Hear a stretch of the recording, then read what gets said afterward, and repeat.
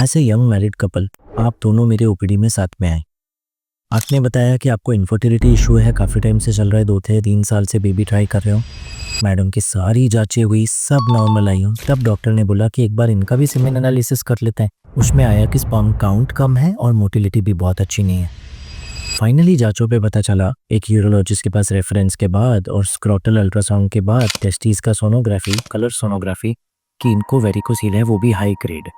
आप एक सर्जन के पास गए, उन्होंने बताया कि वेरिकोसील सर्जरी करते हैं, इससे स्पर्म काउंट मोटिलिटी इंप्रूव होने का चांस अच्छा है और आप क्योर हो जाओगे।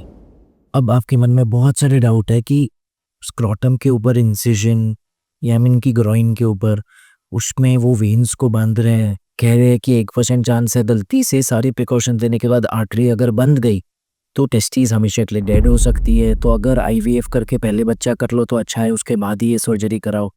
बहुत ज़्यादा चिंता और दिवालियाँ निकल गए सर, सही मायने में कहूँ तो। पेशेंट्स एक्चुअली आके ये बताते हैं, इतना स्ट्रेस लेवल से ओवरवेल्म हो जाते हैं।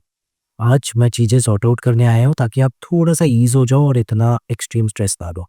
पहले समझते हैं ये वेरिकोसील है क्या और क्यों अचानक आपका स्पर्म अफेक्ट हुआ इसके वजह से, और आपको आज क्यों पता चला। देखो, टेस्टिस में ब्लड आता है आर्टरीज द्वारा, शुद्ध खून हार्ट से, हृदय से टेस्टिस तक।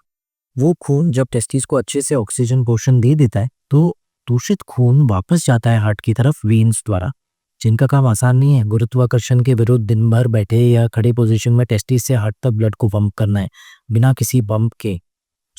इसमें हेल्प करता है वाल्व्स या टेस्टिस वेन्स में वन वे डोर्स, जिनका काम है खून को ऊपर पुश करना और उल्टा नीचे न आने देना। लेकिन कभी कभी इन्फ्लेमेशन और बहुत सारे फैक्टर्स के कारण, जिसे इस वीडियो में कवर नहीं करूंगा, ये वाल्व्स डैमेज हो जाते हैं और ये दूषित खून, ये गर्म खून नीचे ठहरने लगता है।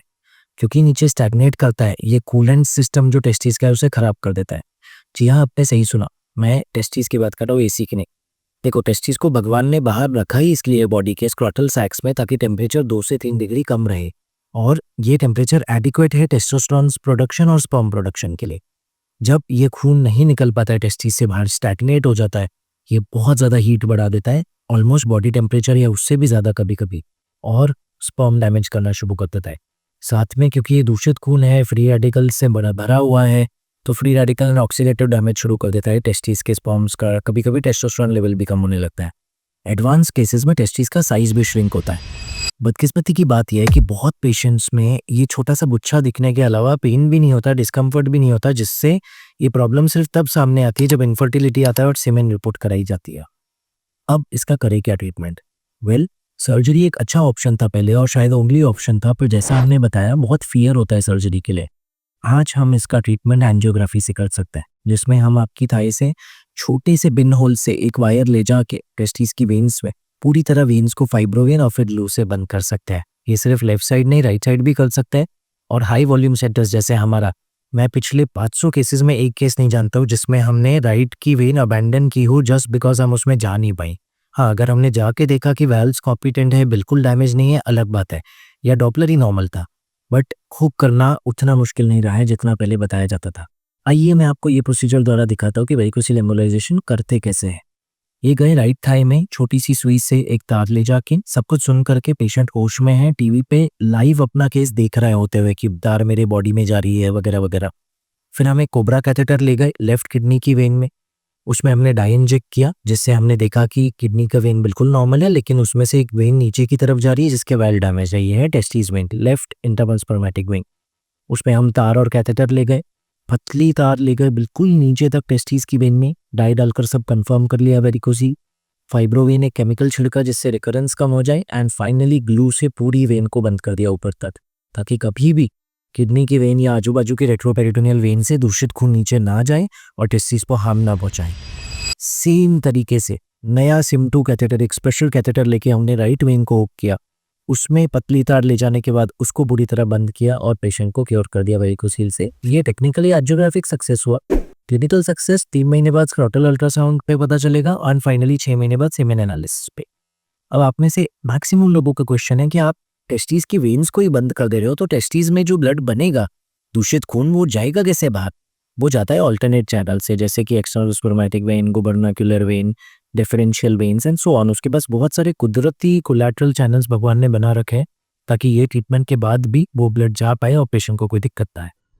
सो इतना आधुनिक इलाज है वेरिकोसील एम्बोलाइजेशन, और हर पेशेंट का सीमेन एनालिसिस इंप्रूव नहीं होगा, चाहे आप सर्जरी कराओ चाहे वेरिकोसील एम्बोलाइजेशन, बट 60 to 80%, 60 से 80% चांस है कि आपका सीमेन इंप्रूव हो जाएगा, कॉन्सेंट्रेशन मोटिलिटी दोनों, और आप पिता बनने में सक्षम होंगे फिर से, या तो नेचुरल तरीके से या IVUI IVF से, अगर नेचुरली नहीं हो पा रहा है डिस्पाइट इम्प्रूवमेंट। कुछ केसेस में ये क्यों फेल होता है? क्योंकि बहुत एडवांस डैमेज हो चुका है, अज़ूज़पर्मिया हो चुका है, नेक्रोज़ूज़पर्मिया हो चुका है। इनमें भी कुछ केसेस रिवर्स होता है, पर मौत में नहीं भी होते क्योंकि बहुत एडवांस डैमेज हो चुका है, टेस्टिस श्रिंक हो चुकी है। कुछ केसेस में ये पाया गया है कि वेरिकोसील और सीमेन हेल्थ का लिंक 1:1 नहीं है।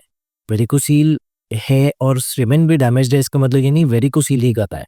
वेरिकोसील इतना कॉमन है कि वो सिर्फ एक इनोसेंट बाईस्टैंडर था, और भी कारण थे जिस वजह से सीमेन डैमेज था। तो इसलिए हर केस में हम ये अपेक्षा नहीं रखेंगे कि 100% सीमेन इंप्रूव होगा, बट येस मैक्सिमम केसेस पे होगा। किताबी बात कि वेरिकोसील सर्जरी के रिजल्ट ज़्यादा अच्छे हैं टेक्निकली भी और क्लिनिकली भी सीमेन पैरामीटर्स के रूप में। एम्बोलाइजेशन बहुत रिस्की है। प्रैक्टिकल बात बताऊं, हम अगर एक हफ्ते में 10 से 12 पेशेंट्स, कभी कभी 15 पेशेंट्स ऑपरेट करते हैं, उसमें से 7 फेल्ड सर्जरी पेशेंट्स होते हैं, और कुछ पेशेंट्स हर महीने मैं देखता हूं जिनको परमानेंट डैमेज हो चुका है सर्जरी से। सो इसलिए किताबी बातों में नहीं जाएंगे। High volume centres, experience hands में सर्जरी, माइक्रोसर्जिकल लाइगेशन भी बहुत अच्छा ऑप्शन है, वेरिकोसील एम्बोलाइजेशन भी बहुत अच्छा ऑप्शन है, स्पेशली अगर इस कॉम्बिनेशन और इस तरीके से किया जाए। तो आई होप ये वीडियो ने ओवरऑल आपको हेल्प की समझने में आपके इनफर्टिलिटी और आपके वेरिकोसील के इशू को। फिर भी अगर डाउट्स है और टायर 2 सिटी में रहते हो, नहीं है कोई आसपास जो आपको एक्सप्लेन कर पा रहा है, कोई इंटरवेंशन एडियोलॉजिस्ट नहीं मिल पा रहा है, तो मैं क्लिनिक का नंबर डिस्प्ले कर रहा हूँ आपको गाइडेंस के लिए, ताकि आपको अननेसेसरी ये अवेयरनेस के बाद बिल्कुल गाइडेंस नहीं मिल रही है ऐसी स्थिति ना पहुंचे, और आप इस एंग्जाइटी के साथ कि आगे बच्चा होगा नहीं होगा, सर्जरी के क्या रिस्क है, ना चाहिए। एंड स्क्रीन पे और लाइव वीडियोस भेज रहा हूँ कैसे ये प्रोसीजर किया जाता है, और कुछ और डिटेल्स जैसे प्रिवेंशन कैसे करें अर्ली स्टेजेस पे। आई होप ये हेल्प करे। सुरक्षित रहे, सशक्त रहे।